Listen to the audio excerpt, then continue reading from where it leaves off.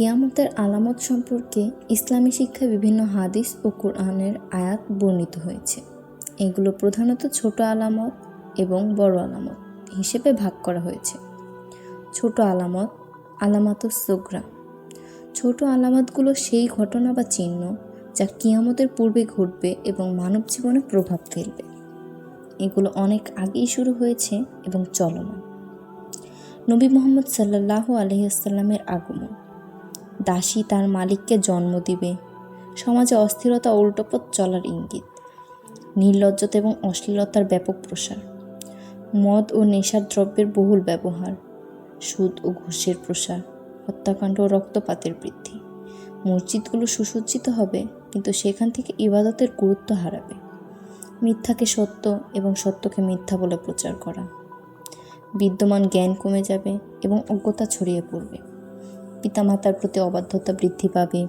সমাজে বিশ্বাসঘাতক ব্যক্তিকে সম্মানিত করা হবে। পাহাড় সমান ভবন নির্মাণে প্রতিযোগিতা হবে। সময় দ্রুত গতিতে অতিক্রান্ত হবে। বৃষ্টি হবে কিন্তু ফসল হবে না। মুসলিম উম্মাহ বিভিন্ন দলে বিভক্ত হবে। পবিত্র ভূমি, আরব অঞ্চল সবুজ হয়ে উঠবে এবং নদী প্রবাহিত হবে। বড় আলামত, আলামাতুল কুবরা। বড় আলামতগুলো এমন বড় ঘটনা যা কিয়ামতের ঠিক পূর্বে ঘটবে।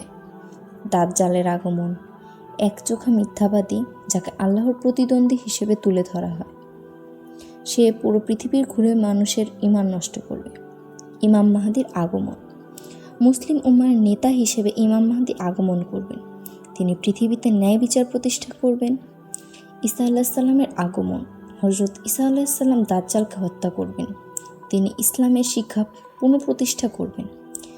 ইয়াজুজ মাজুজের মুক্তি, একদল বিশৃঙ্খল জাতি যারা পুরো পৃথিবীতে তাণ্ডব চালাবে।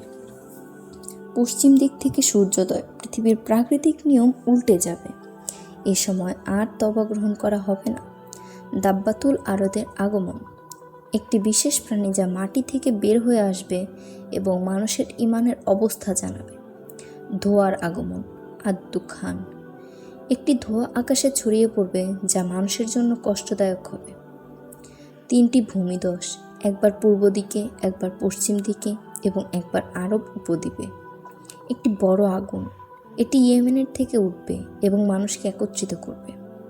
কিয়ামতের আলামত মূল শিক্ষা, মানুষের জন্য সতর্কবাণী।